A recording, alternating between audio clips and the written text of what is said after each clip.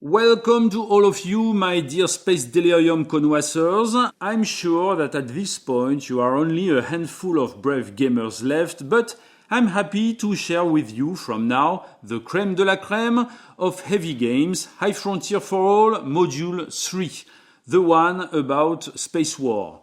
Known as one of the most difficult games to learn, to this time I think I can tell I'm the only one on the internet who dares to tackle this rule set. So, you know me and you can imagine that I immediately take the challenge. Just sit in your most comfortable armchair and watch what will follow. I can swear that in a few dozens of minutes you will be able to fight among the stars. Okay. As a prerequisite, I suppose you know how to play High Frontier for All. If not, it's time to pause this video and watch my series of 3 videos about the core game rules.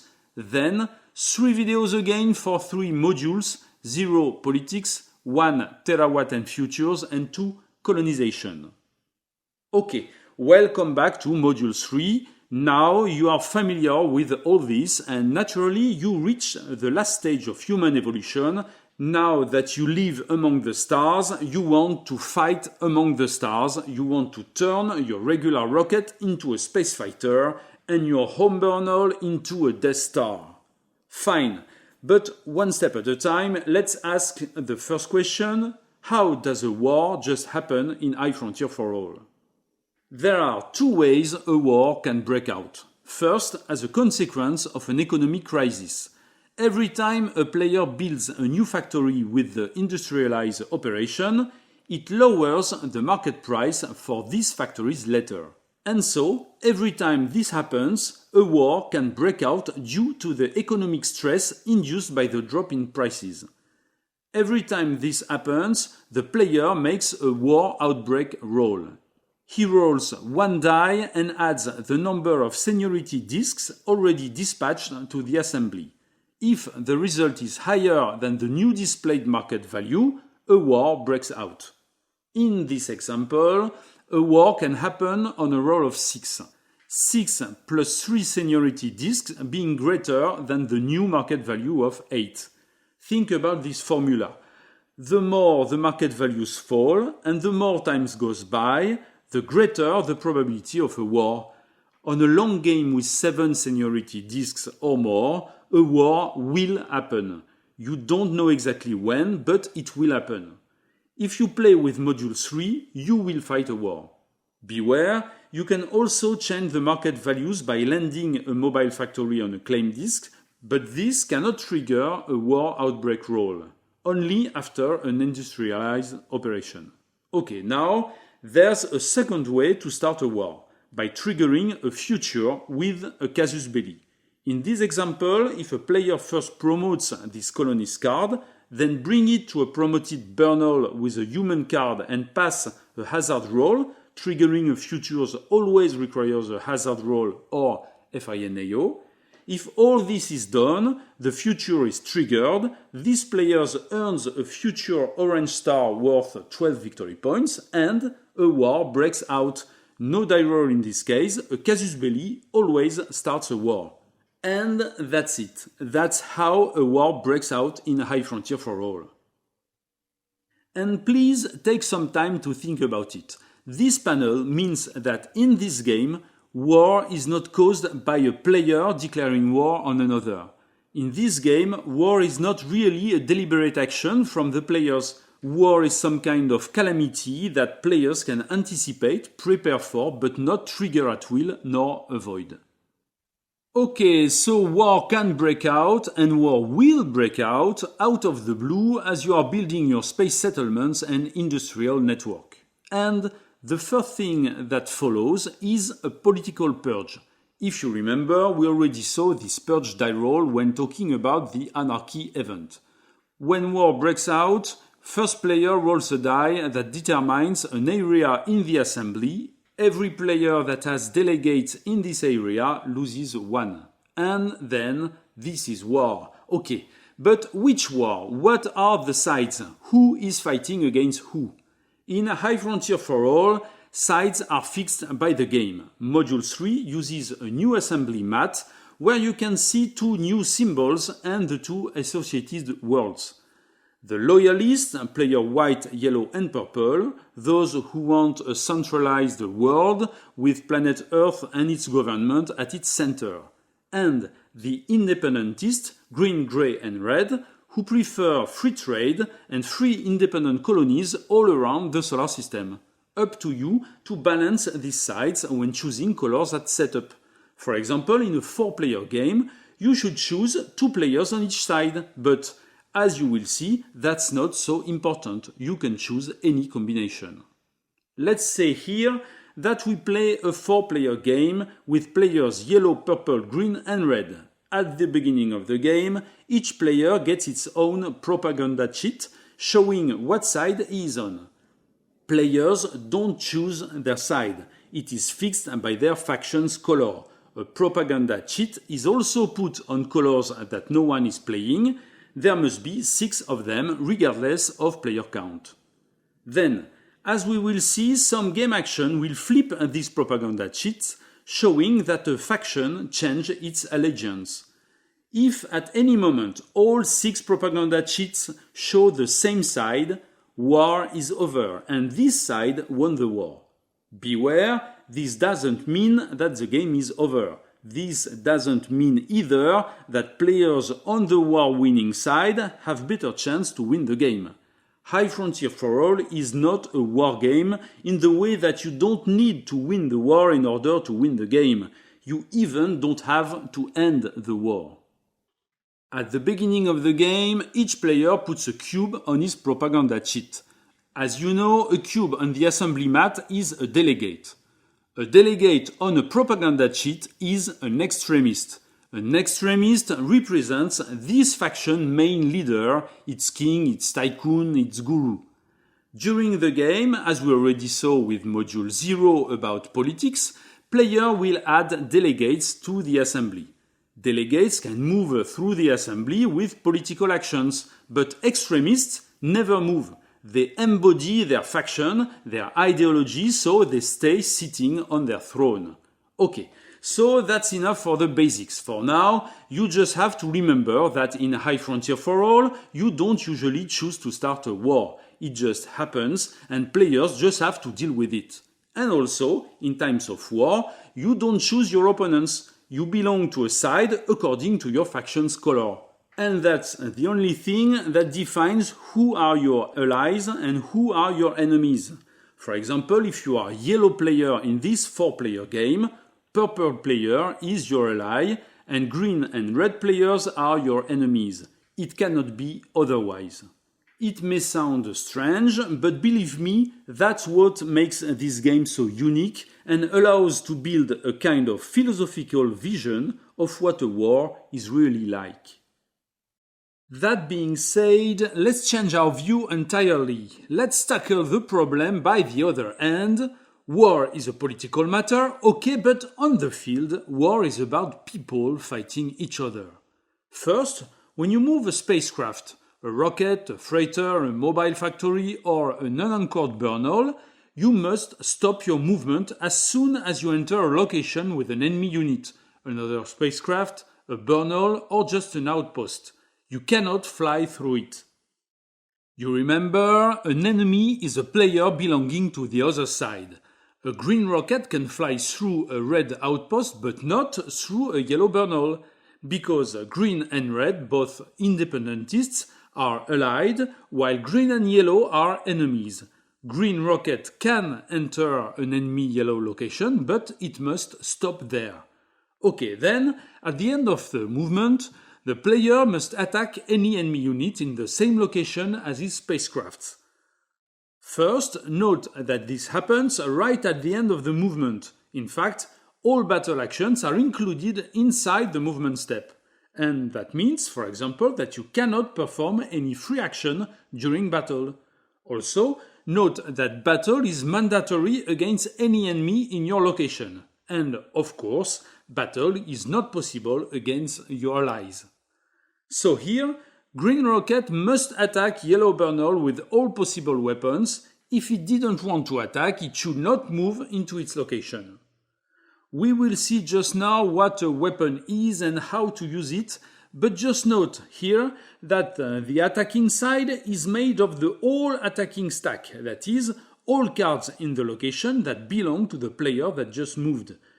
And the defending side is made of all enemy units in the location. In our example, that's very simple. All cards in green rocket stack must attack yellow Bernal. But let's suppose that there is also a purple outpost on that location, and a red rocket that was here from a previous turn. And so, just after its movement, green rocket must attack yellow Bernal and purple outpost because yellow and purple are enemy colors for green player. Red rocket doesn't attack because it is not its turn. It's now green player's turn, only green units can attack. But here's the funny thing, as we will see in a battle, the defender can always fire back. So, yellow and purple units will fire back at green and red players. Red will be shot without having the opportunity to shoot himself. I know you need some mental training to get used to it because it's quite unusual. In High Frontier for All, you don't choose who are your allies and who are your enemies. It only depends on your color and it's fixed from the very beginning of the game.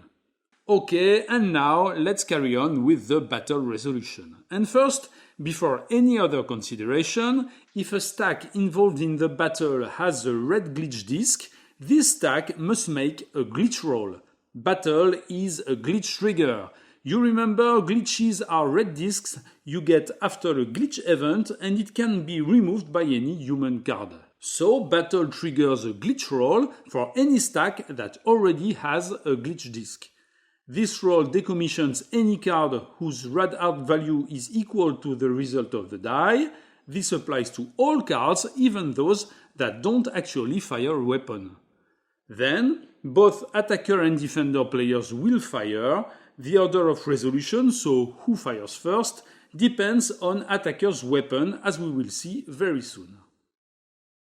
Okay, now let's talk about weapons. To attack someone, to inflict damage, you need a weapon. Module 3 comes with a player aid that summarizes all weapons. Here it is. It seems a little complex. It is. So let's learn together how to read it and use it as smoothly as possible. First, the most obvious weapon you can get is the gun. Every card in the game with a radiation hardness of 8 or more can be used as a gun. For example, this reactor with a radiation hardness of 9 can be used as a gun and fire at an enemy location. Of course, this reactor needs its support chain to work properly, so our reactor needs this generator and its own reactor and radiator. Now that's okay, it can fire.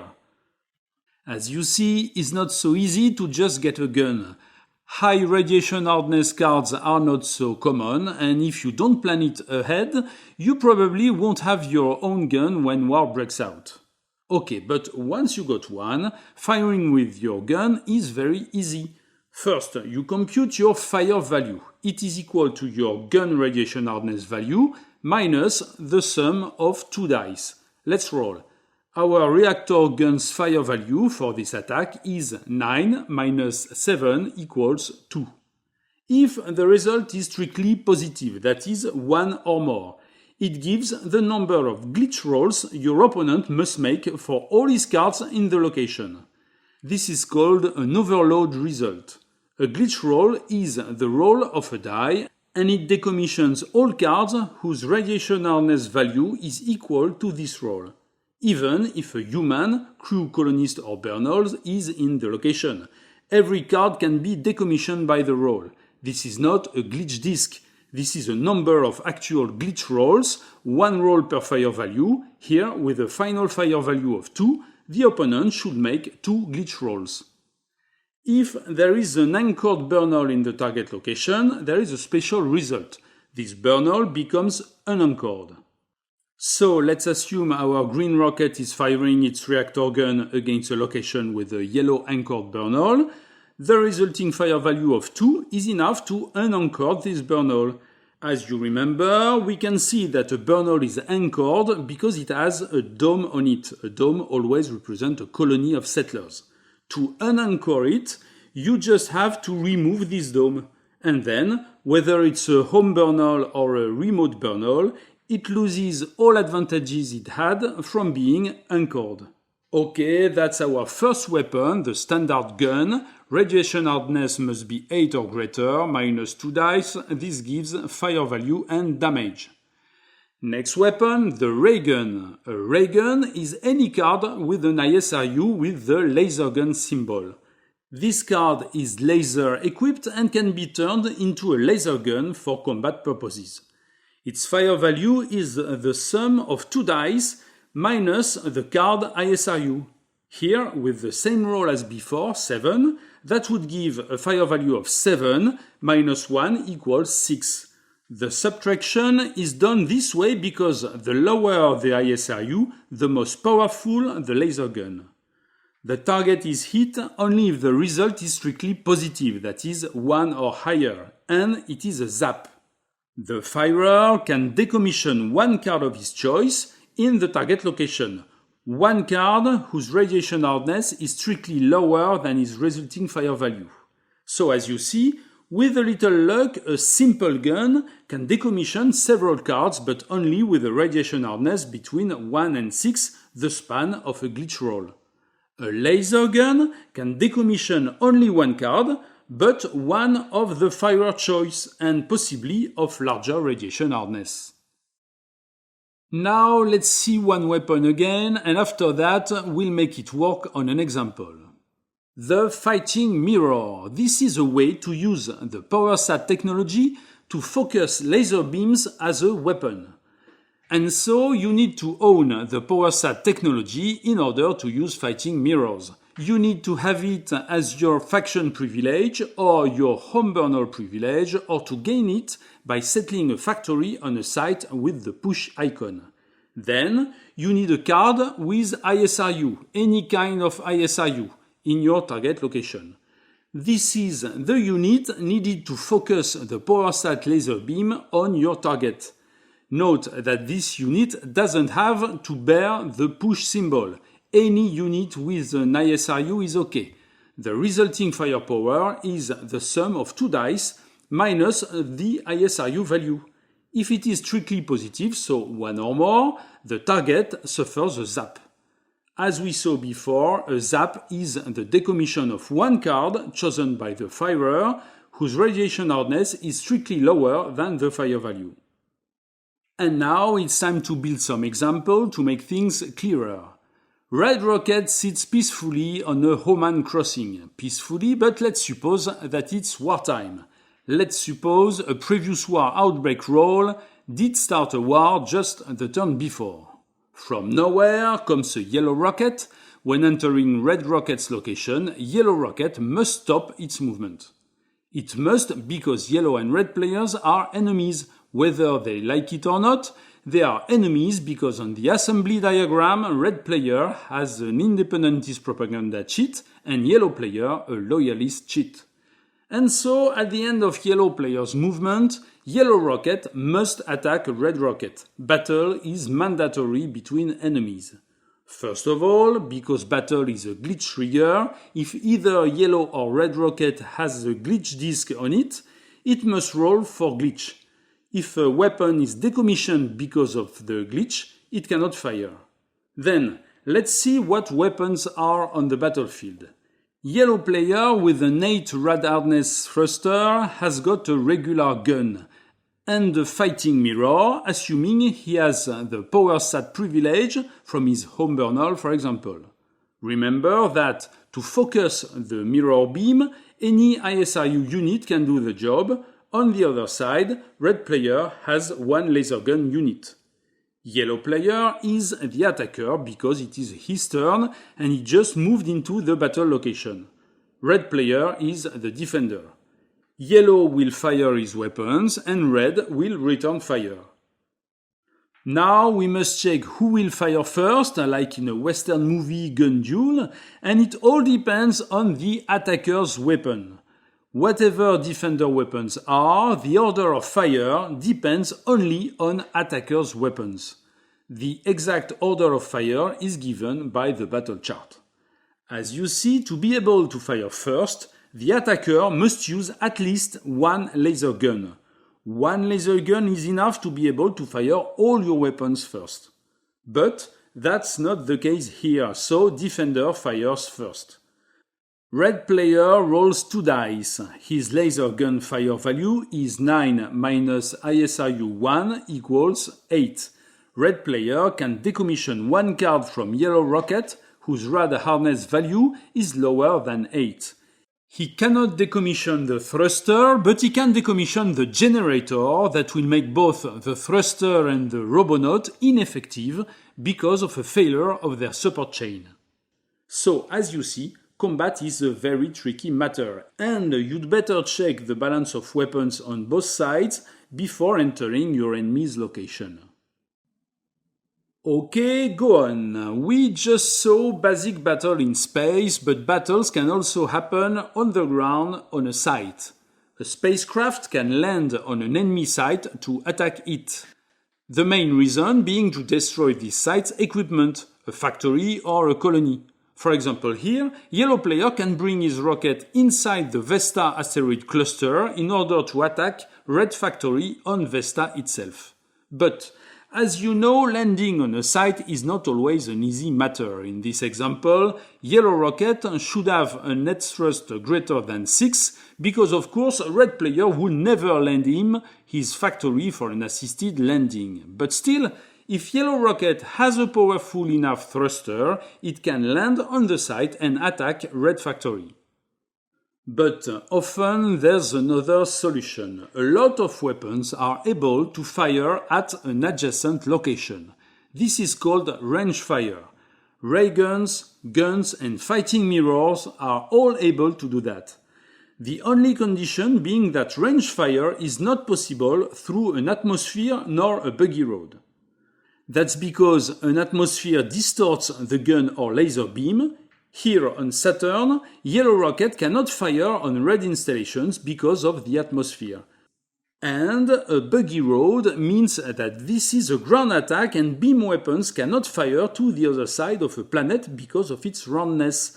On the Moon, no unit on a side can range attack the other side because they are linked by a buggy road.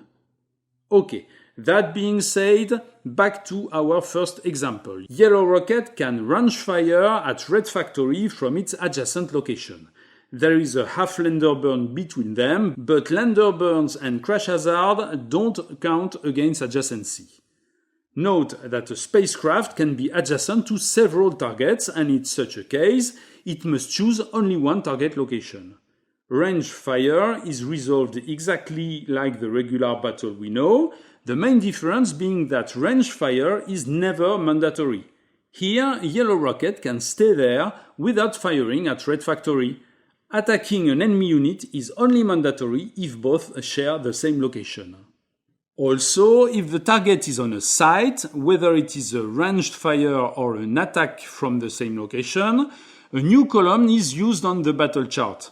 In fact, there are two possible columns, whether there's a human on the target site, column F, or not, column E. Okay, so let's suppose Yellow Rocket is using a fighting mirror with his crew at the required ISRU unit to fire at Red's factory on Vesta. Red player has no card on this site, but still, he has a weapon because every factory has its own factory gun. This is a regular gun whose fire value is computed as if its radiation hardness were 8. As a regular gun, it can fire at an adjacent target, so it can fire back at Yellow Rocket. Because Yellow player uses a fighting mirror, the defender fires first. So Red player rolls 2 dice, 5 minus 8 gives minus 3. This is lower than 1, so it's a miss. We check the last column because this fire targets Yellow Rocket, which is in space. Now Yellow Rocket can fire. 2 dice, 11, minus an ISRU of 4, this gives 7. We look on the unmanned site column because there are no humans on the target site. With a result of 7, it's a hit, and the result is shown as 3 symbols. If you read them backwards, the first one is a broken house. That means that any factory in the target site is now damaged. You put a damaged cheat on the factory, and as long as this cheat stays on the factory, it cannot factory assist any landing or liftoff. It cannot do the refuel operation neither. Still, it can ET produce black cards, but only on its own site. It cannot produce it to an adjacent Bernal if it is a dirt side. If all the dirt sides of a Bernal are thus damaged, this Bernal unanchors. A damaged factory can be repaired with an industrialized operation by decommissioning a robonaut on the damaged factory site. Once repaired, the damaged token is removed and the factory is operational as before. The bug symbol means that a glitch is added to the stack if there is a stack of cards. Here there's only a factory, so no glitch. And the grenade symbol means that all cards in the site must immediately make a glitch roll. Only one, this is not like the overload result. And that's it. The result would have been different if a human had been present at the target site. Mainly because with a final fire value of 7, yellow player would not have hit his target at all, and anyway, damage would have been less severe. And it's roughly the same for all weapons. If a human is on the target site, it's harder to hit, and damages are less severe. And you start to understand how this battle chart is built and how you can read it. By the way, to make this picture complete, I must point out that a range fire through a crash hazard incurs a penalty of 2 points subtracted from its fire value. Now we can go one step further with a new weapon, the Buggy. The Buggy, as you can guess, is any card with a Buggy ISRU, with this symbol. Then I won't explain a lot more because it basically works exactly as the other weapons. Its fire value equals the sum of 2 dice minus its ISRU, but with a much greater chance of hitting and doing a lot of damage. I show you the special columns for a target on a site because Buggy weapon is mainly used on the ground against industrial installations. Note that there are 2 possible results in each box. Buggies are very efficient weapons. They don't need a fire value of 6, 7 or 8 like other weapons. They do damage with only a fire value of 1. And the severity of damage depends on the fire value. For the highest fire values, 2 new types of damage can occur. First, the destruction of the factory. If the player gets this result, he decommissions his target factory, removing the cube from the site and decommissioning any colony dome on it. This can trigger the destruction of an attached space elevator or the unanchoring of a Bernal. Other possible result, the capture of a factory. This is possible only if there's no human on the site. And this is the best result an attack can get against a factory. In this case, the firer takes the control of the factory, so he just replaces the factory cube with one of his own color. On this example, on Mars, yellow player brings his rocket with a Buggy robonaut inside on a red factory site. With a Buggy attack, the defender can fire first, so the factory uses its factory gun. It rolls an 8 for a fire value of 0, it does no damage. Okay, so now the Buggy can fire. With a roll of 5, it gets a fire value of 5 minus 1 equals 4. This is a capture result. Yellow player replaces red factory by one of his own. And so we got this strange situation where a yellow factory stands on a red claim disk. This is called a maverick factory. In this case, yellow player can use this factory as one of his own for ET production, refuel, factory assisted landing and liftoff. In other words, it works as any other factory. Note that this case can also happen when a mobile factory lands on a disk of another color, as a felony or with the permission of the owner. If a Buggy card is on the same attacking stack as another card with a better ISRU, They can attack together, and the Buggy can use this better ASRU value for its own fire.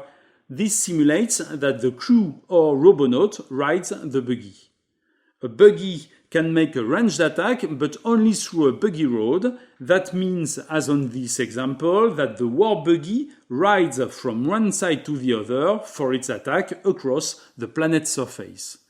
Finally, a buggy can also attack a target in space, but only a Bernal. That means that the buggy enters the Bernal and attacks its installation from the inside, and the only result it can get is to unanchor this Bernal. At this point, you know all the regular weapons, but war is often an opportunity for countries to test less conventional weapons.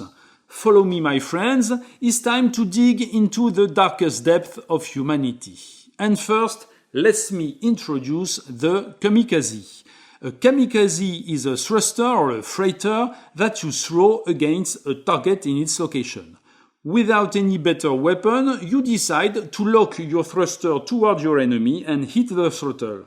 A freighter can do the job because you can consider there's some kind of intrinsic thruster in every freighter. The target must share the same location. A Kamikaze has no range.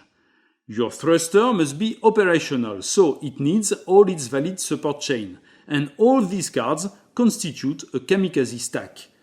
The fire value of this Kamikaze stack is equal to its base thrust minus 1 die.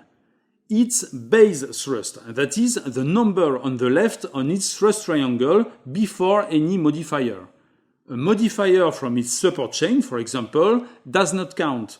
The Kamikaze thruster doesn't need any fuel, no afterburn, no weight modifier, nothing. Then it causes damage if its fire value is high enough, depending on whether its target is a site without human, with human, or in space. As you see, this is not a very efficient weapon, but sometimes it can be the only one you have. Moreover, the defender can fire at your Kamikaze stack before being hit and can thus cancel the attack if decommissioning the thruster or any vital card in its support chain. After the attack, the whole Kamikaze stack is decommissioned. The actual thruster crashed into its target. Note, first, that because of the very nature of this weapon, a Kamikaze attack is never mandatory. Also, a card with the human logo cannot be included in the Kamikaze stack. You cannot use a Kamikaze attack to get rid of your own people. Finally, there's a special Kamikaze attack you must know, the dive bomb attack. Here, for example, a yellow spacecraft moves in order to carry out a Kamikaze attack on the red factory on Ganymede. Remember, Kamikaze attack has no range, so this spacecraft must reach its target. The Kamikaze thruster alone with its support chain cannot fly out of the rocket, so the rocket must carry it to its target. The rocket can land on Ganymede and throw its thruster as a Kamikaze attack, but if it cannot land or does not have sufficient fuel, for example, it can dive to its target and all the rocket and its stack are lost, decommissioned in the attack. And in such a case, lander burns are free, no need to pay any fuel. Yellow rocket, freely and without any prerequisite, falls into Ganymede and attacks the factory as a Kamikaze attack. Provided there is no human inside, humans cannot be part of a Kamikaze attack. And finally, here is the second big unconventional weapon, the Dropstone. Here, the idea is to find a large piece of rock, a drifting boulder, an asteroid, attach a motor to it, and thrust it toward your target. This is a complex process, let's see it step by step. First, you must find your piece of rock. You cannot create a dropstone from nothing. You need tons of rock and where to find them. First, among the Jovian Himalaya moonlets, 4 moonlets close to Jupiter. Also, the 5 Saturnian North moonlets close to Saturn. The Methone moon close to Saturn also, and finally, the Sycorax group of 3 moonlets close to Uranus. That is for the moonlets. You can also build your dropstone from comets, the ones that have the most eccentric orbits. You already know them, the synodic comets. Remember, they are color-coded and can be reached only during the matching season, blue, yellow, red. And finally, there is a zone called the frost line, Ceres and Jupiter heliocentric zones, where every spacecraft in space, so not on a site, can create a dropstone with 5 units of blue fuel. In fact, it creates a large block of ice. So you have to print this diagram or to keep it in mind, because when you need a dropstone, you must know where to find one. And then, the first thing to do is to go there with a spacecraft. Let's suppose the yellow player would like to try his hand at making a dropstone. He goes to Himalaya, hoping to use it as a weapon. Yellow rocket lands on Himalaya. Once there, he must fix a thruster to the moonlet and push it out of its orbit. This is the dislodge operation. Dislodge is an operation. That means that yellow player can't do anything else this turn, and note also that this operation is only available during wartime. You cannot dislodge a dropstone in peacetime. First, the dislodge operation creates a new stack that must hold a thruster and its support chain. There's a new mat in Module 3 especially made for this, with a dropstone stack on it. So, as a free cargo transfer action, yellow player moves the thruster and its support chain to the dropstone stack. This thruster must be powerful enough to propel the piece of rock. The needed thrust depends on the kind of dropstone. For moonlets and synodic comets, if the site's hydration is 4, the dropstone is a large piece of ice that can provide liquid water as fuel. So, any thruster with a base thrust of 3 or more is okay. If the site's hydration is 3 or less, there is not enough water and the thruster must be able to use dirt fuel. So, only grey thruster will do the job. In the case of frostline dropstone, you don't gather rock or ice from a site. Instead, you remain in space and produce your own block of ice. So, you need to bring your own water, 5 units of water, 5 blue glass beads, and use only thruster with blue thrust triangle. And as always, a base thrust value of 3 or more. In all cases, solar power thrust bonuses can be added, and these thrusters can always be replaced by a gigawatt or terawatt thruster with 1 unit of isotope yellow fuel. Yellow player is on a 2 hydration moonlet. His 4 base thrust dirt thruster is enough to propel his dropstone.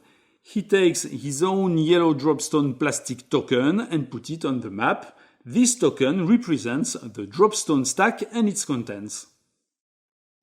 As soon as a player creates a dropstone with the dislodge operation, he must move it to a flyby. This shows that, being released into space, the dropstone is attracted by the nearest big planet and accelerated like a slingshot. Here you can see for each type of dropstone what is the nearest flyby. For Jovian Himalaya moonlets, it's the Jupiter flyby. For Saturnian North and Methone, it's the Saturn flyby, and the Uranus flyby for the Sycorax moons. All dropstones from synodic comets go to the Sun-Oberth flyby, and the same for ice dropstones built in the Ceres or Jupiter frost line. In our example, yellow dropstone, being just dislodged from Himalaya moonlet, it goes straight to the Jupiter flyby. This is not a regular movement following lines Hohmann or Lagrange. The dropstone goes directly to its allocated flyby. And it stays there until next turn. While the dropstone is in its flyby, it can be attacked by enemy players. It is like a spacecraft. Its stack is made of cards that can be the target of enemy weapons. This means that there is still time to destroy or neutralize the dropstone before it strikes. For the player who owns the Dropstone, once launched, he cannot interact with it anymore. He cannot, for example, go to the flyby and add new cards to the Dropstone stack. No more interaction. Next turn, the Dropstone, using the flyby as a sling to accelerate on its trajectory, will choose its target and strike it. So, a Dropstone attack is a two-turn process. Turn 1, you create the Dropstone with the dislodge operation and send it immediately to its flyby. Turn 2, the Dropstone leaves its flyby and hits its target. It must do so. It cannot stay on its flyby any longer. All Dropstones on a planetary flyby can hit any site or anchored Bernal anywhere in its heliocentric zone. It cannot hit a spacecraft alone in space. Such a target would be too small for our moonlet on a free ride. Only sites and anchored Bernals are valid targets. A non-anchored Bernal is a moving spacecraft and cannot be hit. Dropstones made from synodic comets or frostline icebergs can travel a longer journey. From the second turn, such a Dropstone moves up to the next heliocentric zone. It is just put under the zone symbol. This is not a regular location. No one can interact with such a Dropstone, and it can go on like this, one zone per turn. So let's see. Very first turn on creation, it starts on the solar Oberth flyby, where it can still be attacked. Then, next turn, yellow player moves it to the next heliocentric zone, the Venus zone. Next turn, yellow player has a choice. He can hit a target in the Venus zone or go on with its journey to the next zone, Earth. And so on, turn after turn, until yellow player decides to attack a target, any site or anchored Bernal in its current zone. All these movements don't follow regular lines. The Dropstone flies through space and nothing after the Oberth flyby can stop it. Last, a frostline Dropstone is made of frozen water and attacked by propagating a shockwave in a site's underground ice. So, frostline Dropstones move like synodic Dropstones, but can only attack in Ceres or Jupiter zones against anchored Bernals or sites with an hydration of 3 or 4. And voila, you know how to dislodge a Dropstone and how to fly it to its target. Now it reaches its target and it's time to resolve the attack. Back to our battle chart.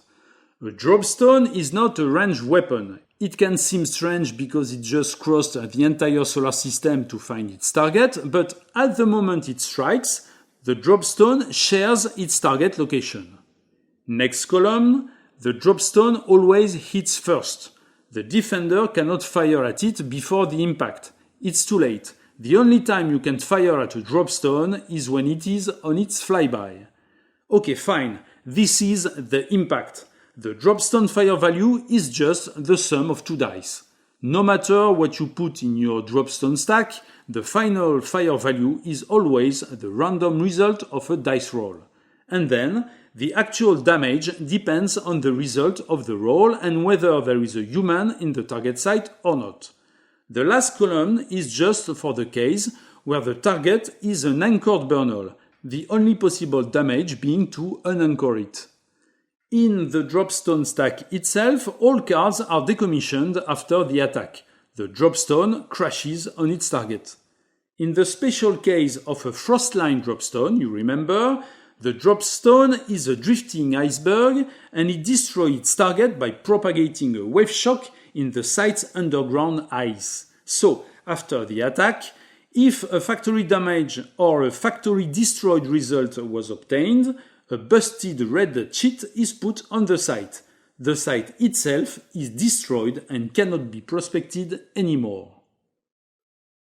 And now you know the battle chart and how to use it. You know how to damage, destroy, and even capture enemy cards, Bernal or factories.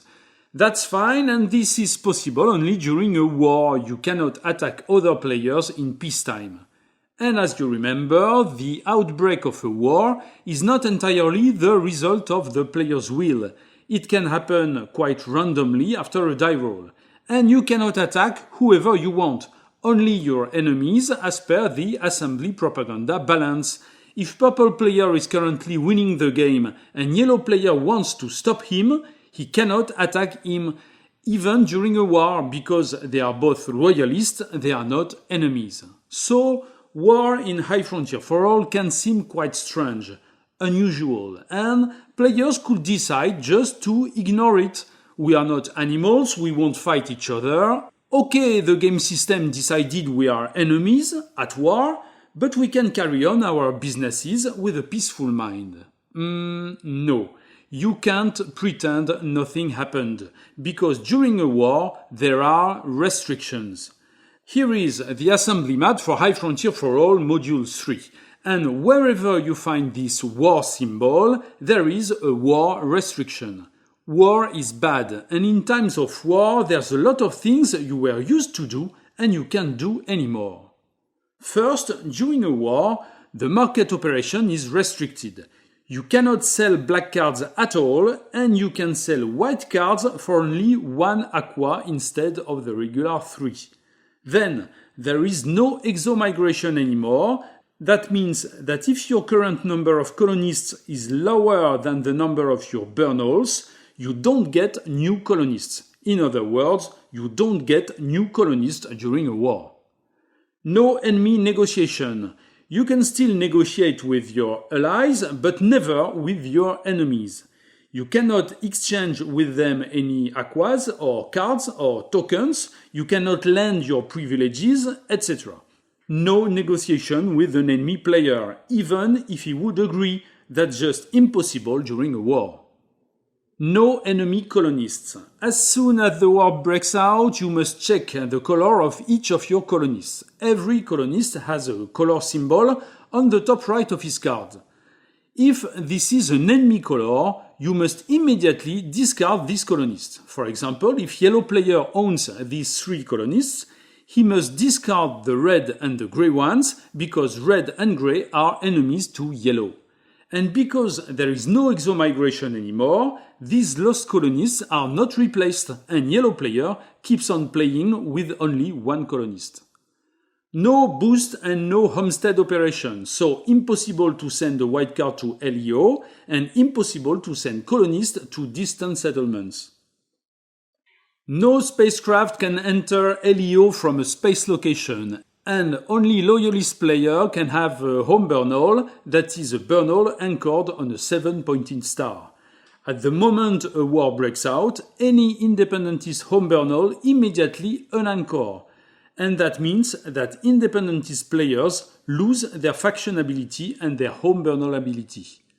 Note also that battle is forbidden to and from LEO. No research auction, so it's impossible during a war to buy new cards from the market. No promotion operation in the Venus, Earth or Mars heliocentric zone, so you must go far from Earth to be able to flip a card on its purple side. And finally, no FINAO, so impossible to pay to avoid a hazard roll. All these restrictions apply to all players as soon as the war breaks out. Moreover, during a war, the golden star that shows the current political regime is put besides on the war special space. That means that there is no law anymore during war. There is no lobby operation either, so it is not possible to trigger a law even by using a delegate. And so, now at last, you understand how war is a real pain in the neck and why players usually want to end it as soon as possible. Of course, they will perhaps take advantage of it a little while to destroy or capture some enemy factories, but quickly they will think about ending this war. So now it's time to see the political side of war. How war is not only fought on the battlefield with soldiers and weapons, but also in the assembly with delegates. It's the beginning of the game. It's peacetime. Let's suppose we are playing a 4-player game. First, there is a propaganda cheat on each of the 6 colored zones in the assembly, 3 independentists and 3 loyalists. At the beginning of the game, the assembly is always balanced. Then, Each player put a first delegate, a cube, on its propaganda sheet. It is better to balance players, 2 independencies, red and green, and 2 loyalists, yellow and purple. But that's not mandatory. The 2 last zones, white and grey, keep their propaganda sheet, but without any cube on it. They are not played by a player. This special cube on its propaganda sheet is called an extremist. It is the moral leader of its ideology, its country. It embodies its people's cause. This cube never moves from its propaganda sheet. We will see that it can happen that a propaganda sheet is flipped to its other side. In such a case, the extremist on it becomes a regular delegate and can never become an extremist again. A player who loses his extremist never recovers it, and he goes on with the game without extremist. And even if later his propaganda sheet is flipped back to its former side. Also, with Module 3, each player owns Bribe discs. These are small black wooden discs. Each player gets 3 Bribe discs at the beginning of the game, only 2 in a 5 or 6 player game. Each player keeps his Bribe discs in front of him, in his reserve. These discs represent players' honor, and as we will see, each time a player will do some unsavory action, he will give one of his discs to his victim. So, it's better for a player to keep his Bribe disc and gather those of other players. At the end of the game, Bribe discs are worth victory points. Okay. And the first use of Bribe disc is to bypass the war restrictions. It's wartime and restrictions apply. As you see on the assembly diagram, restrictions are attached to colored zone. If a player has a delegate, a cube, in a colored zone, he can petition the restrictions attached to this color. Petition means bypass. Petitioning is a free action. So here, for example, green player has a delegate in the gray zone. So, on his turn, he just declares that he petitions gray restrictions and thus he can pay for FINAO if his rocket goes through a hazard and he can promote cards in the Venus, Earth or Mars zone. To put it simply, you don't have to comply with restrictions where you have delegates. And that is true also for your extremist, your main delegate sitting on his propaganda sheet.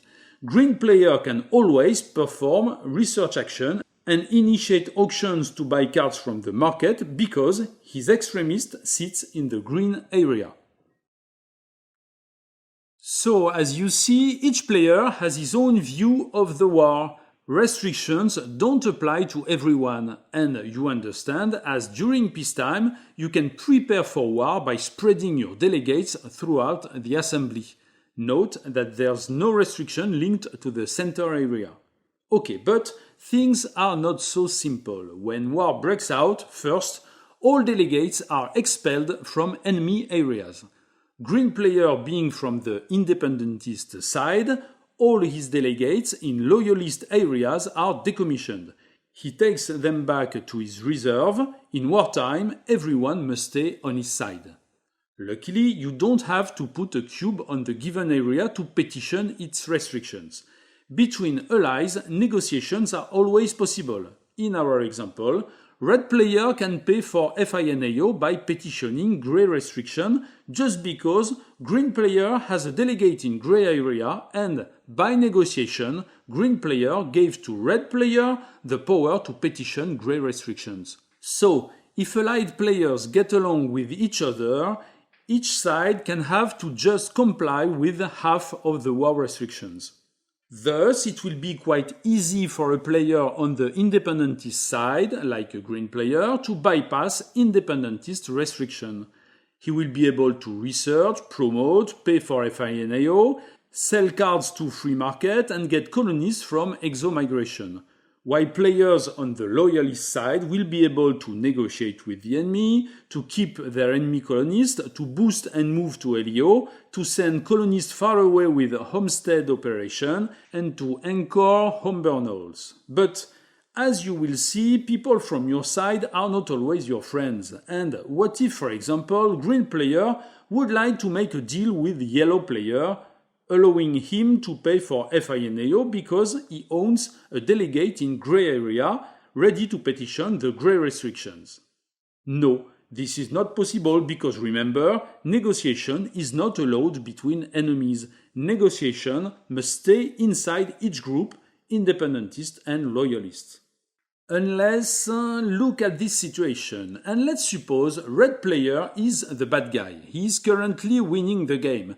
It's war and he is very strong on the map. While green and yellow players, although belonging to opposite sides, would like to join their forces against red. Yellow has a strong weapon, but he would like to avoid a dangerous hazard roll, ready to pay for FINAO, but he can't, according to the grey restriction. So, having a delegate in the white area, yellow player can petition the no enemy negotiation rule and negotiate with green player. So green player having a delegate in the grey area can petition the no FINAO restriction and allow by negotiation yellow player to petition it also. Now you understand how political war can be cunning, and it is up to you to imagine such subtle diplomatic combinations. But what happens if, as yellow player, you would like to bypass the no FINAO restriction, but you don't have any friends on the other side that could help you to petition it? Remember, you cannot move your yellow cube to the grey area because a delegate cannot enter an enemy zone. And that's where bribe discs become handy. As a free action, you can always take a bribe disc from your reserve and put it under one of your cubes. This free action is called the suborn action, and with its bribe disc, your cube, your delegate, becomes corrupted, and now he can enter an enemy area. As you remember, with the fundraising operation, yellow player can move one of his delegates. Next turn, with another fundraising operation, his corrupted yellow delegate can now enter the enemy grey area. And thus, yellow player can petition grey area's restriction. Yellow player can now pay for FINAO when needed. That's exactly what bribe discs are made for. But wait, there is more. When a corrupted delegate sits in an area, all players, whatever their color, whatever their side, all players can now freely petition this area restriction. So, now that a corrupted yellow delegate entered a grey area, any player can petition the no FINAO restriction. Any player can pay for FINAO to avoid a hazard on the map, even purple or red players. Let's dig deeper into this example. It's fine, but yellow player had to spend 2 fundraising operations, so 2 full turns, to move his yellow corrupted delegate to the grey area. And in fact, he could get the same result much faster. He could directly corrupt the green delegate already there in the grey area. You can always corrupt other players' delegates, and the result is the same. If there is a corrupted delegate in an area, all players can now freely petition this area's restrictions. The only difference when you corrupt another player's delegate is that you must pay 4 aquas to this player. And you can do this free action only once per turn, and only during wartime. Last, note that extremist delegates cannot be corrupted. You cannot put a bribe disc under a cube already on a propaganda cheat. If peace returns, corrupted delegates keep their bribe discs, but the suborn action is not available anymore and new bribes cannot be done. In peacetime, corrupted delegate still acts as any delegate but cannot use the lobby free action. Okay, and before going on, some last ideas so I'm sure you understand how you can play with all this restriction stuff. Green player having his extremist delegate attached to green area, he can at will perform a research action and declare an auction for a card in the market.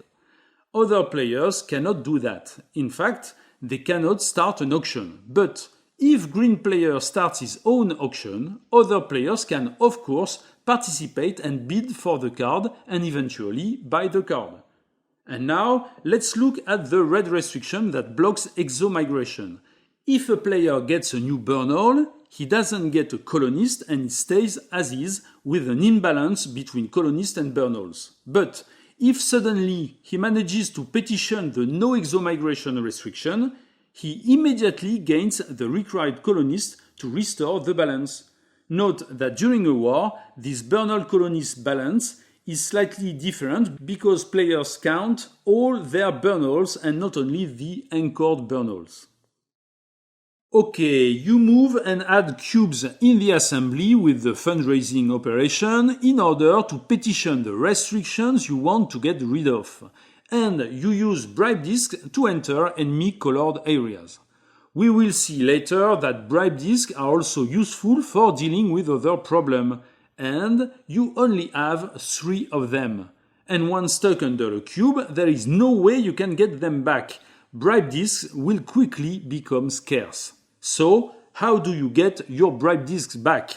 There are solutions. First, if you need a cube and you don't have any in your reserve.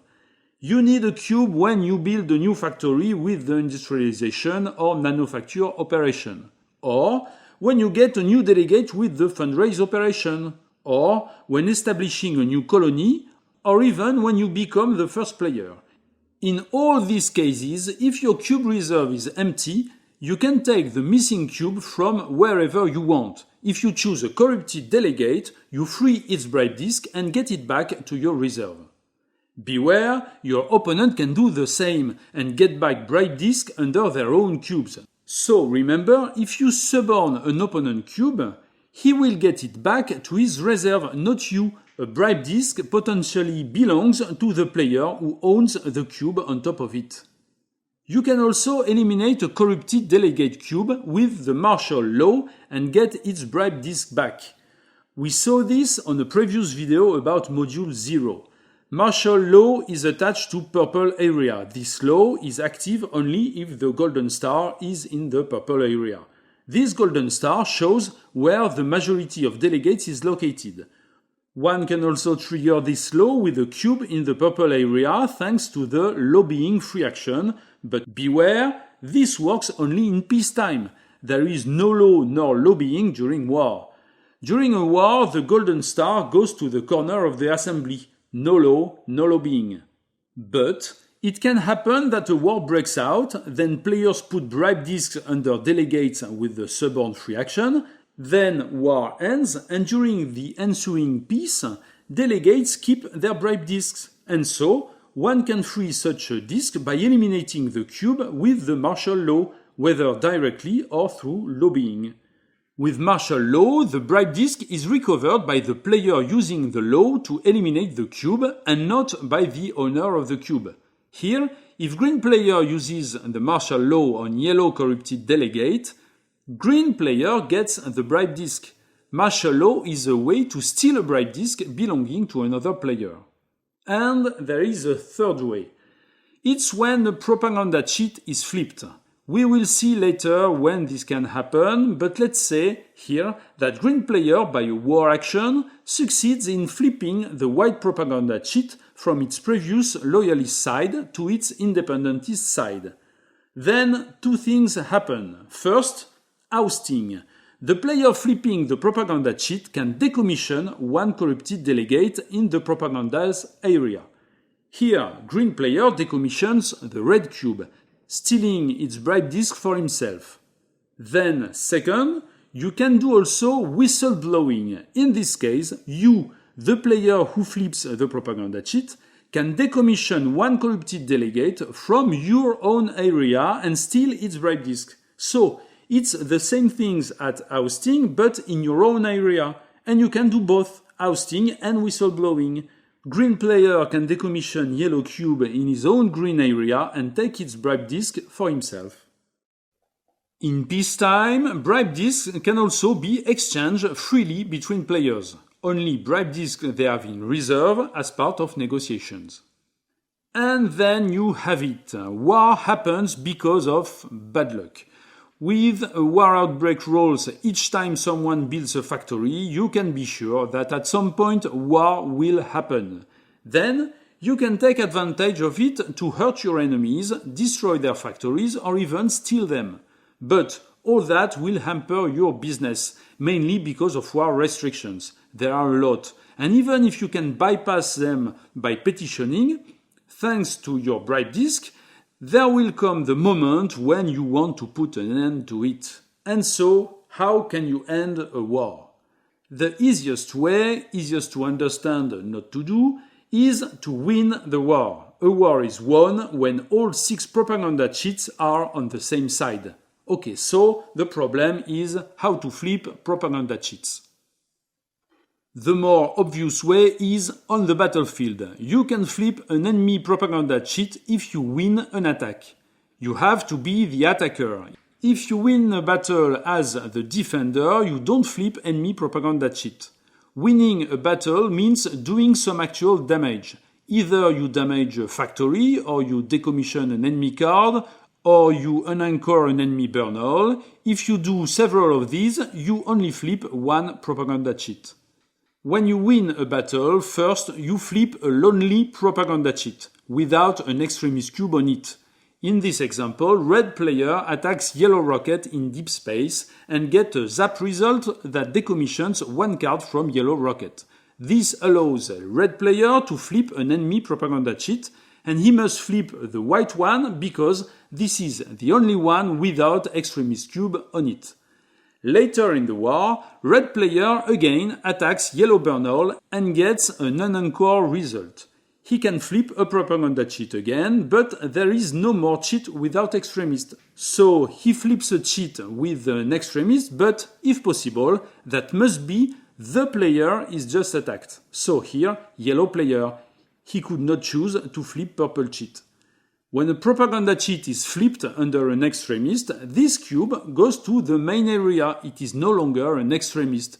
Yellow player just lost his extremist and will never recover it until the end of the game.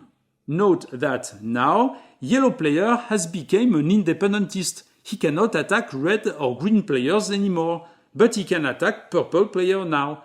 Winning a battle is also a way to change sides and power balance. Now, red, green or yellow player must attack purple player and get any result of actual damage to flip the last propaganda cheat and win the war. A player can also decide as a free action to dismiss his own extremist. He just moves his cube to his main area, then flip his propaganda cheat. By doing so, he leaves his own side. In our example, if purple player does that, he becomes independentist and puts an end to the war. The only cost of defection is that the player must give one of his factory to an enemy player. Here, purple player chooses to give a factory to green player. This factory becomes a maverick factory, being of different color than its claim disk.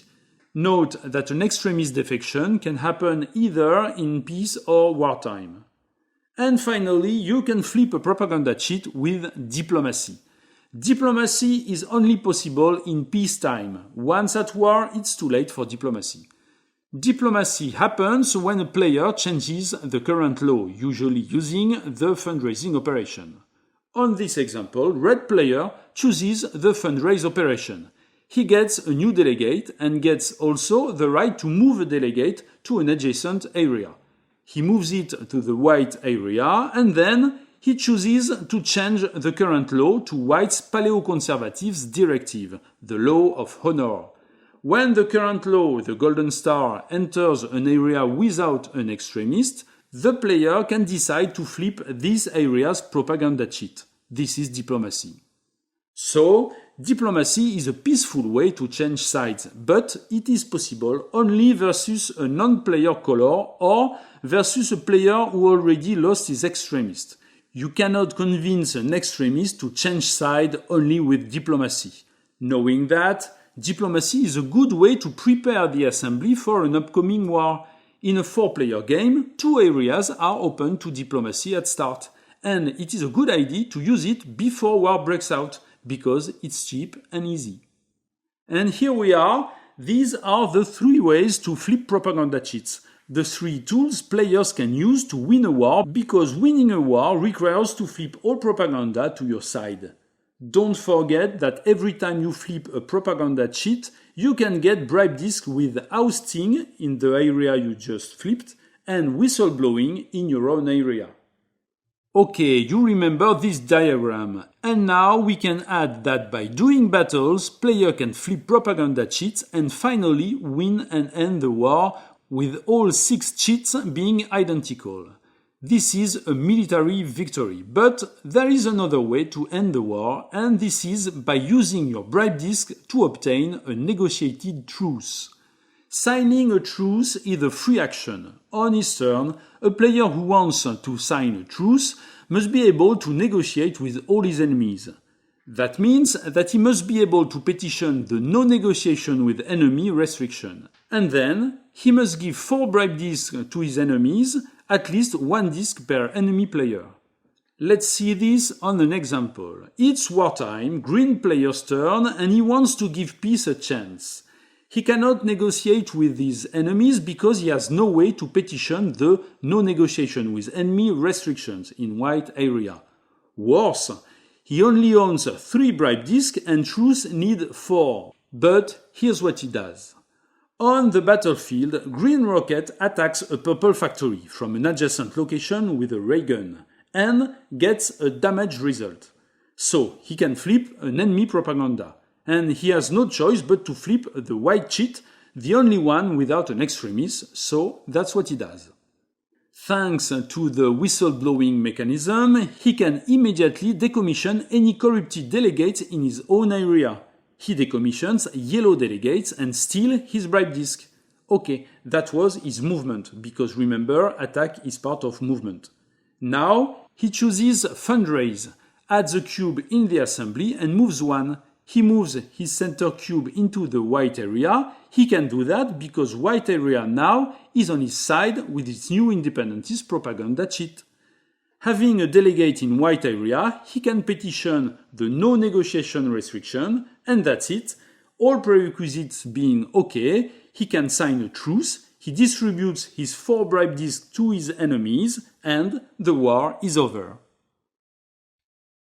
And now you know all the war cycle. Every game of High Frontier for All begins in a state of peace. Regular rules apply. But over time, war can happen, war will happen after a failed war outbreak roll, when building a factory, or when playing a future card with casus belli. Then players split in 2 sides and can attack each other. There are only 2 ways to leave this state of war. First, if all 6 propaganda cheat shows the same side, a propaganda cheat is flipped every time there is a successful attack or by voluntary defection. War can also end by truce negotiation. If the war is won, first the player who actually won the attack that flipped the last propaganda cheat, if he still owns his extremist cube in the assembly, he can decide to end the game immediately and wins if he has more victory points than any other player.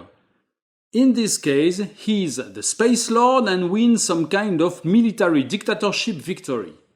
If not, the after-war regime depends on the side that won the war. If independentists won, the solar system becomes a republic.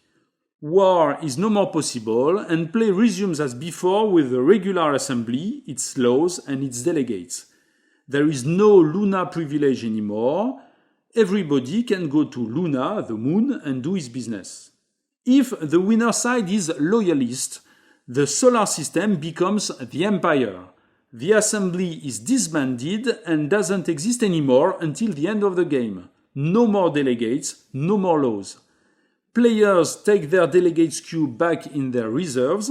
Bribe discs under corrupted delegates are discarded and forever lost. The first players stay the same until the end of the game. War is no more possible, but it is replaced by the age of piracy. Any player can now attack any other, anytime, provided it gives him a bribe disc. Bribe discs become some kind of licenses to attack. And finally, if war ends with a truce, the game goes back to its pre-war status and war becomes possible again, just like at the beginning of the game. And so, as you see, unless there is a truce, there's only one possible war during a game of High Frontier for All. Let's see now what are the direct consequences of war. First, as you already know, everyone can take advantage of a war to destroy or steal his enemy's belongings and especially his enemy's factories. Don't forget that you can only attack your enemies, that is, players with an opposite propaganda cheat. You cannot take advantage of a war to attack players from your side. Then, just as war is won, every player without an extremist must give all their bribe discs to players with extremists. Having lost their extremist cube, these players are the losers of the war. They lost their honor, they lost their bribe disc to the winners. They can distribute this bribe disc among winner players as they see fit. Also, there can be prisoners of war. If after any attack during a war, the attacker had humans and the defender had crew or colonists, and if the attacker did actual damages, decommission, unanchoring and so on, the attacker can take prisoners of war. If the defender has an operational thruster other than the crew's thrust triangle, that means his men can escape. If not, the attacker takes the crew or colonist card in his deck with the prisoner of war token on it. Prisoners of war are worth 0 victory points, but 2 victory points if brought back to LEO or player's home Bernal. If war ends before the prisoners are brought back home, the token is lost and worth no victory point. As war ends or as prisoners are brought back home, the player gives the crew cards back to his owner, or, if it is a colonist card, put it back to the bottom of the colonist deck. A prisoner of war token can repair glitches, see that as forced labor. It is possible to decommission a prisoner of war. This is a felony, so it requires a human card, but felony is always possible during a war. And finally, the outcome of a war will change the way victory points are earned. If the game ends and no war has taken place, victory points are earned as usual. Players just add 1 victory point per bribe disc they own in their reserve. A corrupted delegate, that is a cube with a bribe disc under it, doesn't give any victory point. The same if there was a war won by the independentist side, this is the Republic regime. But if the royalist side won, the Empire regime, there is no assembly anymore, so no victory points related to the assembly, and no victory points for bribe disc at all.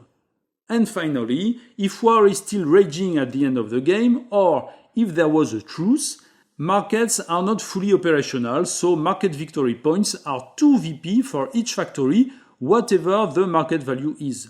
And every bribe disc in reserve is worth 2 victory points. Okay, to this point, we can say we made a good job, so be brave, there are still a few things to learn and it will be over. First, extraterrestrial home Bernals. As you remember, in times of war, there is a special war restriction that prevents all independentist players from having a home Bernal. Unless, of course, if they manage to petition this restriction. Without home Bernal, they are deprived of their faction privilege and their home Bernal privilege. Still, there is a solution. Independentist players can build an extraterrestrial home Bernal, and, in this case, such an ET home Bernal is not prevented by the war restriction. Only independentist players can build an ET home Bernal. It is a Bernal, usually we use the Stanford Torus figure, that is anchored to a hydration 4 dirt side. An ET home Bernal needs a lot of water.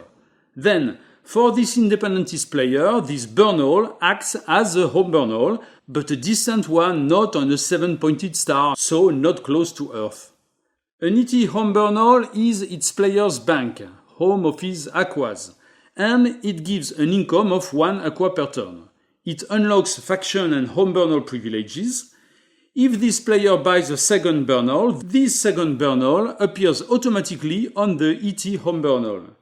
He gets here his new colonists and his decommissioned crew, and that's where he must bring glory cheats and prisoners of war to change them into victory points. And he can sell there his black cards to the market. The only difference with a true home Bernal is that you cannot sell a black card to an ET home Bernal if the letter on the card is the same as one of the ET home Bernal's dirt side. If the dirt side has the same letter, that means that people there already own such goods and don't want to buy more. Also, a player cannot boost cards to an ET home Bernal, so he cannot use his white cards unless he boosts them to Earth LEO, but then he needs to petition the no boost restriction in the assembly. At the end of the war, there is no ET home Bernal anymore, unless the regime is the Republic. In such a case, everyone is independentist and everyone can have an ET home Bernal. And now it's time to talk about some nasty things. Let's talk about vendettas. Vendettas are the dirtiest actions you can do during a war. Actions that are unfair enough to cost you honor. In this game, honor is represented by bribe discs, so vendettas are actions that cost you bribe discs. There are 5 possible vendetta actions. The first is the sneak attack. As you remember, a player can choose as a free action to change side, from independentist to loyalist or the other way. This is called defection. He flips his propaganda cheat, loses his extremist cube, and that's okay. But on top of that, he can take advantage of this defection to backstab his former allies. On the battlefield, on the turn of his defection, in a location where he has a weapon with some former allied troops, he can attack them with the advantage of firing first. This is the surprise effect of backstabbing. This is a bad thing to do. This is a vendetta. That means that if a player does that, he must give a bribe disc from his reserve to his victim. If he has no bribe disc available, he can still attack his former ally, but it's not a vendetta, so he won't fire first. Then there is sabotage. When it is another player's turn and he has to make a belt roll when flying through a radiation belt location, or a hazard roll on a crash hazard location, or when building an elevator or triggering a future, you just pay him a bribe disc for vendetta and force him to reroll. And beware, you can do that to any player, even your allies. Can you feel how nasty it is? Luckily, this is not possible if the target player declared that he paid for FINAO. The third vendetta is Dropstone. Every time a player attacks with a Dropstone, this is a vendetta, and he must give a bribe disc to his target. And that means that if you don't have the required bribe disc in reserve, you cannot attack with your Dropstone. And so, never make a Dropstone stack if you can't pay for the vendetta. The last 2 vendettas are linked to specific players, more on that later. Because now it's time to talk about player-specific weapons. On his special Module 3 mat, each player has his own and unique special weapon. Here is Red Player Module 3 mat, and you see on top of his Dropstone deck his special weapon, Jammers. And first of all, this player needs a home Bernal to use his faction weapon. It's like his faction privilege. Without home Bernal, no special weapon. An ET home Bernal is okay. This is true for all players' special weapons. So, back to red jammers. These are electromagnetic devices that jam enemy communications. If attacking with a crew or an anchored Bernal, red player always fires first. This doesn't work when defending. Next is yellow player biological warfare. This applies only to Kamikaze attacks and only against a target with humans. Biological weapons only affect humans. And it gives a fire value bonus of +5. This is found here on the battle chart. Next, white players marines. White players crew and colonists can make a buggy attack even if they don't have a buggy ISRU.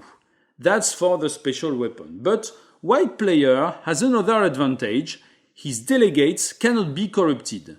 No one can put a bribe disc under a white delegate in the assembly. That sounds like an advantage, but not really. Even white player himself cannot put any bribe disk under his own delegates. And if you remember, you sometimes need corrupted delegates to petition war restrictions. Don't forget that this special capability is only active if white player has a home Bernal, so he can always unanchor his home Bernal to turn a blind eye to the corruptibility of his delegates. Next, a green player. With a special fighting mirror capability, green players, crew and robonauts can always attack with fighting mirrors even if they don't have power sat capability. Grey player has the Grey Goo, a deadly weapon based on nanomachines. With Grey Goo, Grey player can do a Raygun attack but with a fire value of 3 dice instead of 2. Very efficient, but it is against good ethics. It's a vendetta. And Grey player must pay a bribe disk to his victim unless he targets a Dropstone, which makes a dirty weapon against another dirty weapon. Grey Goo unlocks a new box in the battle chart. And finally, purple player can use antimatter bombs. It is an attack weapon, attack only, no antimatter bomb for defense. Usable only by crew or anchored Bernals. Every time you fire it, it costs 1 aqua from the player's bank. And these are the effects of an AMAT attack. This is the last line in the battle chart. AMAT bombs make the same damages as the Dropstone attack to its location or an adjacent location. The main difference being that the defender can fire first in front of an AMAT attack. Note that, unlike Dropstone, AMAT bomb usage doesn't trigger a vendetta. Purple player can also commit war crimes. He can make sneak attacks and use Dropstones without it being a vendetta, so without paying any bribe disk. And he can do a Kamikaze attack or a Dropstone attack with a human card in the attacking stack. A human card that will die in the attack, and this is a vendetta, a very unethical thing to do. And it's not over, because it's when you think war it's a horrible thing that you discover it can be worse. More than vendettas and special dirty weapons, there is genocide. Genocide is when you kill people, you kill civilians, a lot of them, far too many. It is when you kill entire populations. In game terms, there is a genocide when, in a battle, a player eliminates a dome that is a whole human settlement. From a colony, a dome on a cube, or from an anchored Bernal, a dome on a Bernal, it can happen with the destroy result on a colony or a zap result on an anchored Bernal, if the Bernal card is decommissioned. And so, when you do that, when you commit this atrocity, you must give all your bribe disks from your reserve to your victim, and all your delegates in the assembly are replaced by your victim's delegates. Or your delegates, but your extremist. You can keep your extremist cube. And that means, if you think about it, that if you are a real pirate with no honor, no bribe disk in reserve, and no delegates in the assembly, you are free to kill colonies and commit genocides for free. And finally, we can talk again about felonies. You remember, in peacetime, felonies are only allowed if an anarchy event is rolled, and it only lasts until the end of blue season. There are 4 kinds of felonies. First, claim jump, when you go to a site with an opponent's disk and just change it with one of your own color. You just steal property rights upon this site. You can also hijack a factory, that is, you use an opponent's factory as if it was yours to produce fuel or a black card or to assist your landing or liftoff. Third, you can prospect on Luna without first player's permission. And finally, you can decommission your own crew or colonist. These 4 felonies requires that you have a human on the site where this felony occurs. Felony always requires humans. And you cannot perform any felony where an opponent human is present. Okay, that being said, these same felonies are always possible during a war. Not only during blue season, but always as long as war does not end. So remember that during a war you just need a spacecraft with a human on board to steal all property disks and use all factories you want. And not only your enemies, you can rob any other player. War is just a time of chaos and anarchy. And that's it. Here you see on a single screen all the nasty things players can do during a war. Okay, let's talk a little more about Anarchy, because with Module 3, Anarchy will change a lot. Remember, Anarchy can happen during Blue Season on an event roll of 5 or 6. Then, the state of Anarchy remains to the end of Blue Season. Anarchy is a time of disorder, because all countries being competing in their race for the stars, sometimes friction can occur. Beginning with Module 3, friction means war. And so that's very simple. Everything you just learned about war also applies during Anarchy. During Anarchy, players are split in two sides. There is no law anymore and war restrictions apply. Players can suborn delegates, they can petition to avoid restrictions, players can do felonies, of course, as always during Anarchy, but they can also attack each other, they can do vendettas or genocides. With Module 3, Anarchy is exactly as a war that just lasts until the end of Blue Season. At the beginning of the first yellow turn, Anarchy ends and business resumes as before.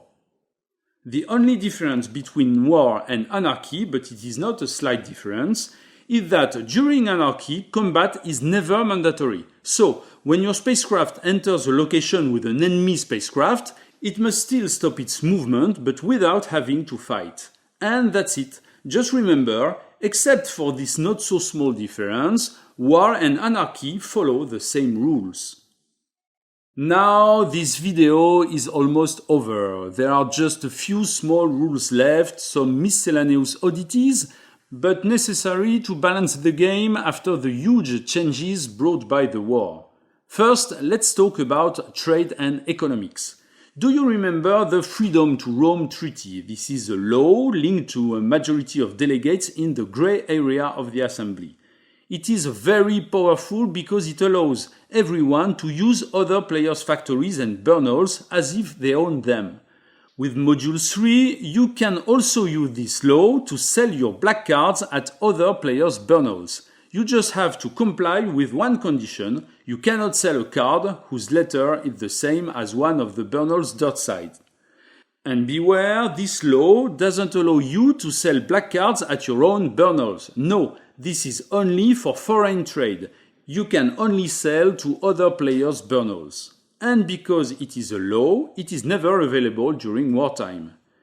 And no matter what, if you want to sell a card to an enemy's Bernal, loyalist to independentist or vice versa, you must have this player's permission. In our example, even in peacetime, green player must have yellow player's permission to sell cards to his Bernals. An ally cannot prohibit the sale. And as trade and cultural mixing facilitates the emergence of new ideas, the owner of the Bernal can draw the top card of any patent deck. With this new rule, players can therefore benefit greatly from trading at Bernals, and this adds some kind of pick-up and delivery and trading dimension to the game. Also, this module facilitates the exchange of currencies. Now, one isotope yellow bead is worth 10 aquas. At any time, a player can change one yellow bead for 10 blue beads. The other way is also possible, 10 blue for 1 yellow, and the resulting isotope's letter is the owning player's gigawatt thruster's letter. Note that this new mechanism allows players to exchange yellow beads even if their gigawatt thruster's letter are not the same. Beware, a player cannot own a yellow bead if he doesn't have his own gigawatt thruster. A player without gigawatt thruster must immediately convert his yellow bead into 10 blue beads. And beware again, if you want to transport these beads as fuel tanks, 10 blue beads weigh 10, while 1 yellow bead weighs 1. It's not the same. And while we are talking about economics and business, let's introduce inflation. Now, with Module 3, As soon as the first yellow bead is produced, or as soon as a Lovestrom Bernal or GEA Space Elevator Bernal is anchored, or as soon as an ET home Bernal is anchored, inflation begins. All these events are the signs of a booming economy. When one of them occurs, from this point on, FINAO costs are doubled for a cost of 8 aquas until the end of the game. Now, one word about minor colonists. We learned in a previous video that a minor colonist grants a free refuel in his location. With Module 3, it's no longer true. Minor colonist now gives only a bonus free refuel. That means that if you choose the refuel operation on a site where you have a minor colonist, you make your regular refuel operation and you get a bonus of one more refuel operation from your minor colonist. And so, this is not exactly a free refuel because you must choose and make this operation first and then get your bonus. Now, some special locations. And to begin with, submarine sites. When there's a small wave symbol on a site, that means that it is covered with water. Imagine a large ocean all around the planet or asteroid, or perhaps a layer of ice. If a player builds a factory or a colony on such a site, this factory or colony is submarine, at the bottom of the ocean. And so, this factory or colony cannot be attacked by any ways, and so, such sites are good sanctuaries to hide your installations and settlements. Beware, other tokens, outposts, rockets or freighters stay on surface and can be attacked. Only factories and colonies are protected. Other special location, the Cancer Hospital. This is a Bernal. As soon as it is anchored, a Red Cross token is put on its location. This Cancer Hospital is then out of war. No battle is possible from or against this location. It doesn't block enemy movement, and even an independentist player can set it up as a home Bernal regardless of any restriction. And finally, I must show you 10 special cards and 10 special futures that can be used as weapons. 4 terawatt thrusters, 3 freighters, and 3 colonists. Their ability to be used as weapons is not written on their cards, so you need a small panel to summarize all this. Thank you, Jean-Michel Grosjeu. Here it is. First card, the Mini Black Hole. A player with this feature can dislodge a Dropstone from any size 1 site. He is not limited to listed moonlets or synodic comets. Mass Beam. A player with this feature sees all his guns improved with a fire value of radiation hardness -1 die instead of -2 dice. Ensman and lithiated ammonia ice starships. A player with one of these features can once per turn freely destroy any Dropstone. Beehive Arc. All these players' tokens are immune to combat as long as they are in a size 1 site. Antimatter. This player can use antimatter bombs and it's free. He doesn't have to pay the 1 aqua cost. Golden Apples. There is no restriction on FINAO anymore, so all players can pay for FINAO even during a war, but they pay to the player who triggered this feature. Dyson Bubble. The player cannot be attacked by solar-powered cards anymore. And the two last cards are a little more meaty than the others, New Venus and Footfall. In both cases, the prerequisite written on the card is obsolete. Instead, to trigger the feature, the player must dislodge a Dropstone from any synodic comet. Of course, because it's a feature, he always needs a human card on the site and he must pass a hazard roll. And the first effect is to actually dislodge the comet. The site itself is covered with the bust token. This comet left its orbit and doesn't exist anymore. This dislodge operation is possible even in peacetime, and from that point on, the player who triggered the feature can freely dislodge Dropstone from synodic comet without paying any bribe for Vendetta. and his dropstones are more powerful. They destroy their target by putting a bust cheat on it and decommissioning all its cards and tokens. And voila! At last you know all the rules to play High Frontier for All with all its modules, 0, 1, 2 and 3, all its modules to this day of November 2021. And because I know it's not enough to swallow 7 videos, I, Jean-Michel Grosjeu, will give you my custom gamers charts and tables so you can have them close to your eyes while hitting your brain at High Frontier. All these documents are available for downloading at Board Game Geek website. You just have to follow the link in this video's description. In a nutshell, every turn, each player has one operation, one movement per spacecraft, including ensuing battles, and some free actions. You can see here a summary of how to fly a rocket and what free actions you can do. Red dots show all actions that trigger a glitch roll for any stag that got a glitch token due to a previous event. Flying a rocket often requires to land and lift off. Here on this screen, you find all informations you need. Then come the operations, the heart of the game, and that's why they require one full screen. They are color-coded to match specialized colonists, we will meet very soon, and again a red dot for every operation that can trigger a glitch. Then it's time to meet some special gear, freighters and their promoted freighters fleet with mobile factories, gigawatt thrusters and space elevators. Then, even more specialized machines, Bernals, whether home Bernals close to Earth or remote Bernal far away, both being promoted to labs. With Bernals come colonists, for there are always as many colonists as Bernals, at least in peacetime. And a lot of these cards, freighters, gigawatt thrusters, colonists and Bernals, can be promoted to their purple side, and some of them triggers futures, what becomes one of the main way to win this game. To all of that, add a pinch of politics, because first players can negotiate and exchange things and services, and there's also an assembly where they will change laws and use laws to their advantage. And all these rules gives a somewhat balanced world when players can do business and fight quite peacefully until the war breaks out. War is something that comes from nowhere and changes all the rules.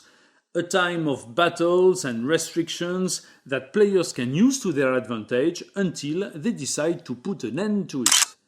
Then war will lead to another balance, a dictatorship, a republic, an empire, or a weak truce, ready to fall again into war. Before all, war is a matter of politics. Players fight to turn the assembly to their side, loyalist or independentist. And if you want to oversimplify, war is just about flipping propaganda cheats. And the best way to do it is by fighting each other, because every battle won means one propaganda cheat flipped. Then High Frontier becomes some kind of war game built around this splendid battle chart. A war game where players use conventional weapons and other less conventional ones. But that's how it is. War is bad. And when you think you've reached the worst, there's always even worse. Vendettas, genocides and felonies, for example. In war, all infamies are possible. War is a time of oddities. E.T. home Bernals, Bernals trading, inflation, a time where players must change their way of thinking. All that, finally, to flip propaganda cheats and change the way victory points are computed. And here we are, with all these screenshots gathered, you get Jean-Michel Grosjeu's player aid for High Frontier for All, a practical guide you will keep by your side while conquering the stars. I invite you to download it from Board Game Geek's High Frontier for All dedicated page, and it's over. Thank you, my friends. If you want to help me a little, Here are my Patreon and Utip pages. Believe me, I gain nothing by doing this work, not even a kind message from Ion or Sierra Madre Games, so it's up to you to show me how you liked it. Have a good game and see you for other heavy rules. I'm Jean-Michel Grosjeu.